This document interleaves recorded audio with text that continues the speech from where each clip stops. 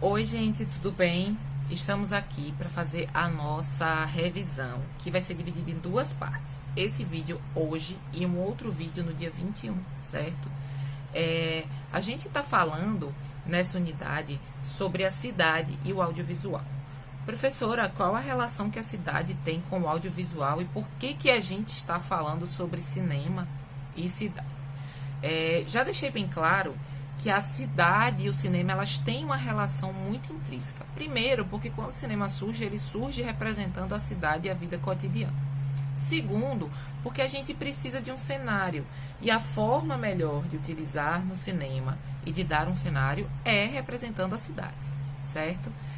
Algumas coisas a gente precisa deixar claro. O cinema, ele não só utiliza a cidade como cenário, mas ele também constrói cidades fictícias, certo? E ao mesmo tempo ele consegue destruir cidades originais ou fictícias a depender do tipo de história que ele conta. Eu cheguei a citar, né, alguns exemplos de cidades que são construídas, certo? E cidades que foram construídas e destruídas, ou cidades que já existem. Existem filmes de catástrofes, mas também existem filmes que mostram o processo de construção de algumas cidades, né? Existem filmes que mostram o processo de industrialização. Então, tudo isso ele é feito no cinema e ele não precisa ser só vinculado à questão tradicional de construir uma cidade, né, da construção física, tá? Uma outra coisa é que os filmes eles podem acontecer tanto recriando o cenário quanto utilizando as cidades como plano de fundo. Muitos filmes que a gente conhece hoje foram feitos levando os atores para um determinado local e filmando naquele local, ou seja, criando um determinado espaço dentro de uma cidade já existente, né, fazendo um recorte daquela cidade para criar uma lógica muito melhor. Não só no cinema, mas também em seriados, novelas, isso é muito comum.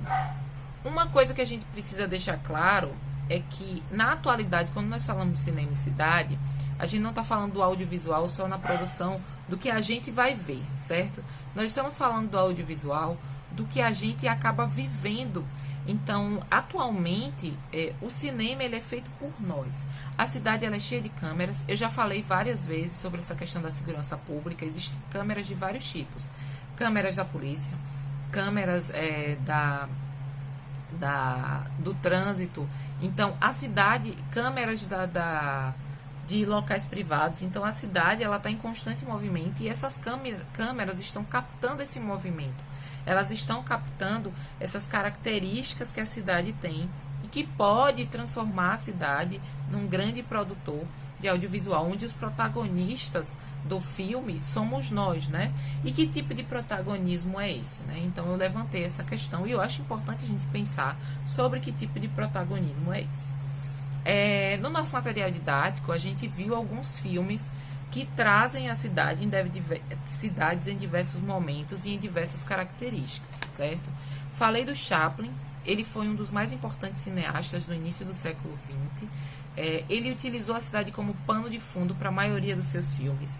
O circo, tempos modernos, que é o que está aqui, sempre levando em consideração essa questão da diferença de classes, né? Ele era um cara muito vinculado a isso, de falar sobre as pessoas que tinham menos, as pessoas que tinham mais, as explorações.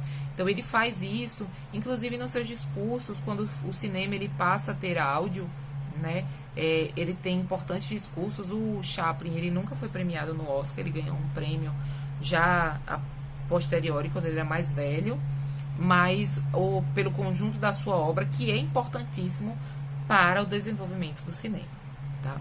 Falamos também do Alfred Hitchcock, né? E aí a gente está tratando de gêneros cinematográficos diferentes, né? O Charlie Chaplin, ele traz dentro da lógica do cinema mudo uma história, todo um enredo que se passa na cidade, né? Então, é um drama recoberto de comédia. O Hitchcock, ele era fissurado e ele era ficcionado por essa questão do horror psicológico, do suspense, certo?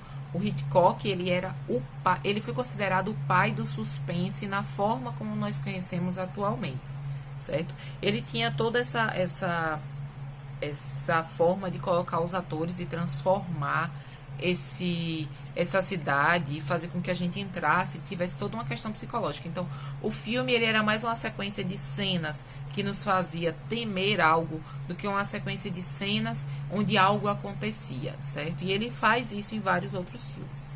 E aí a gente vai pensando como a produção cinematográfica trata a cidade, né? O Hitchcock ele traz uma cidade inteira que está em prol de um único tema, né? E aí a gente tem outro filme aqui que é o Dois Filhos de Francisco, que na verdade vai fazer essa correlação entre a zona rural e a zona urbana, né? Como as pessoas elas saem, a questão do êxodo. Então o pano de fundo é esse êxodo buscando esse desenvolvimento pessoal, né? Das pessoas buscando fama, sucesso através da música. Temos o saneamento básico, que traz uma coisa importante. Eu citei já, inclusive deixei na plataforma já o slide que tem isso. Então, ele traz o argumento cinematográfico, que é o meio que a explicação. É a partir desse argumento que toda a história tem o seu desenrolar, certo? Então, eu disse que o argumento ele pode ser semelhante, tá? Ele pode ser um sinônimo, nesse caso, da sinopse. Então, a gente tem uma sinopse de um filme que conta basicamente o que, é que vai acontecer naquele filme e a gente consegue ter uma compreensão do desenrolar. Ele vai dar uma prévia, certo? Do básico da história para a gente conseguir entender o que, é que vai acontecer a partir dali, certo? E aí vem para mim os dois principais filmes aqui. Um que é o Cinco Vezes Favela, Agora por Nós Mesmos, onde as pessoas que produzem fazem parte de uma determinada comunidade e apresentam essa comunidade pra gente sob sua ótica, sob seu ponto de vista, certo? Não é muito comum dentro do cinema que a gente apresente a nossa ótica, o nosso ponto de vista sobre determinada comunidade. Existe um roteiro e esse roteiro é trabalhado para que a gente tenha, para que o público tenha uma visão ampla. Nesse caso aqui do Cinco Vezes Favela, a visão é bem específica daquele tipo de comunidade sobre a pessoa que vive ali, certo? E isso não é necessariamente um documentário. Isso é uma forma de ver, uma nova forma de ver a cidade. Nós também temos, certo, um documentário Cidade Cinza, onde vai mostrar a questão dos grafiteiros que fizeram um painel. Esse painel foi pintado de cinza e eles foram refazer esse painel através de um coletivo. Então, vai falar sobre essa produção do grafite na cidade, sobre como a cidade ela reage a essas manifestações artísticas, né? Sobre todos esses entremeios. Então, nós temos gêneros de ficção e de documentário, nós temos gêneros diferentes aqui falando no livro, para a gente entender como funciona o cinema e como a cidade ela pode ser o pano de fundo dessa produção cinematográfica, tá? E aí a gente vai para o nosso conteúdo principal da unidade. Então eu vou tratar aqui, resumidamente, porque aqui é uma revisão, certo? Sobre a invenção do cinema. Primeira coisa que a gente precisa se ater. O cinema surge do desenvolvimento das pesquisas em cima do campo da fotografia. Então nós já tínhamos a fotografia, nós já tínhamos o filme fotográfico, certo? Que foi produzido pelo George Eastman. Já nos Estados Unidos era super popular, na Europa já estava entrando para se popularizar, certo? O George Eastman foi o fundador da Kodak, que era foi e ainda é uma importante marca de produtos vinculados à fotografia, câmeras fotográficas, filmes. Até hoje é pioneiro em várias tecnologias, certo? E aí a gente tem, logo no início, o desenvolvimento de equipamentos que a gente chama de equipamentos ópticos, certo? Esses equipamentos, eles serviam para gerar imagens, supor o movimento de um conjunto de imagens. Então, nós temos o praxinoscópio, que foi chamado de teatro óptico, certo? Eu citei o nome de alguns outros, mas eu vou me ater ao que tem aqui no nosso conteúdo. Então, nós temos o praxinoscópio, que ele foi criado pelo Charles-Émile Reynaud, certo?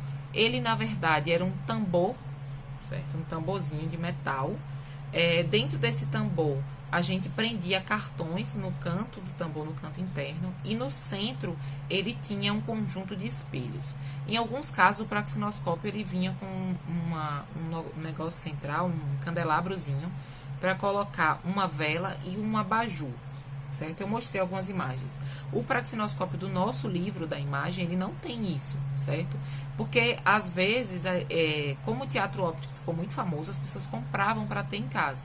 Mas as pessoas que não tinham essa condição, elas assistiam na rua e eles eram muito maiores, tinha a possibilidade de passar uma quantidade muito maior de imagens, certo? Alguns deles vinham com caixinhas de música, outros não. Nas apresentações públicas, o Renault ele contratava pessoas para tocar instrumentos no local, certo? Isso era muito comum. E ele vinha com esses cartões, histórias curtas eram contadas, certo? Nesse local, acompanhados de música. E conforme a história ia caminhando, esses cartões eram substituídos para gerar um movimento de um conjunto de imagens, certo? Posteriormente, ele foi caindo em desuso por causa do desenvolvimento de outros equipamentos e do surgimento do cinema, certo? Um determinado momento do início do século XX, o praxinoscópio deixa de ser vendido, porque ele não é mais tão procurado, não existe mais essa procura, porque o cinema ele já está em franco desenvolvimento, certo? Um outro equipamento que a gente tem, que já faz uso desse filme de celulose criado pelo George Eastman, ele é o cinetoscópio, certo? O cinetoscópio era basicamente uma caixa que tinha um conjunto de roldanas, essas não roldanas necessariamente, mas elas iam passando esse filme. E, infelizmente, diferente do praxinoscópio, o cinetoscópio ele era para ver o filme sozinho, então cada pessoa via na sua vez. Os filmes não eram longos e nem era feito em movimento. Eram sucessivas fotografias que, ao ser reproduzidas, certo, através desse equipamento, elas conseguiam gerar movimento. Inclusive, nós temos um conjunto de imagens na internet. Se você procurar imagens do cinetoscópio, você vai achar. Eles faziam quadros de imagens e diziam, aqui é de um atleta, cavalo correndo, pessoas brincando, certo? Então, nós temos isso. E as pessoas, elas colocavam a moeda, o equipamento começava a funcionar e a pessoa baixava e via por uma pequena lente, certo? Tinha um sistema de iluminação interno, tudo isso. E aí, só que o cinetoscópio ele não gravava, ele apenas reproduzia, tá? O que acontece? Os irmãos Lumière foram os primeiros a patentear um equipamento que, além de gravar, reproduzia, que era o cinematógrafo, certo? Eles utilizaram também esse filme do George Eastman. Eles começaram a gravar cenas da cidade, cenas da vida cotidiana, e reproduzir isso. Eles montavam uma tenda e reproduziam isso em determinados locais. É bacana a gente pensar que eles não tinham intenção de criar uma narrativa, né, de criar uma história ficcional. Eles só filmavam e reproduziam aquilo que eles viam na cidade, tá? Posteriormente, outras pessoas foram se apropriando desses dispositivos e criando um sistema muito mais elaborado e muito mais interessante para os próprios ouvintes, para o próprio público, certo? No caso, simbolicamente, o primeiro filme foi o da estação do trem, o trem chegando à estação, certo? E depois eles gravaram saídas de pessoas da fábrica. E, no caso, a invenção dos Lumière mudou a forma como as pessoas viam as imagens e conseguiam conceber as imagens em movimento. Eu citei duas pessoas que desenvolveram ficção e efeitos especiais no cinema. Não vou chegar a citar aqui porque não vai cair no nosso conteúdo, certo? Mas é bem interessante pensar de como o cinema muda a partir do final do século XIX e início do século XX, como eles conseguem criar uma nova manifestação artística, né? Uma nova forma de fazer arte. O cinema é considerado a oitava arte porque eles tinham uma classificação artística, certo? E é muito importante até hoje nas nossas vidas. A gente vai ficar por aqui. Tchauzinho, gente.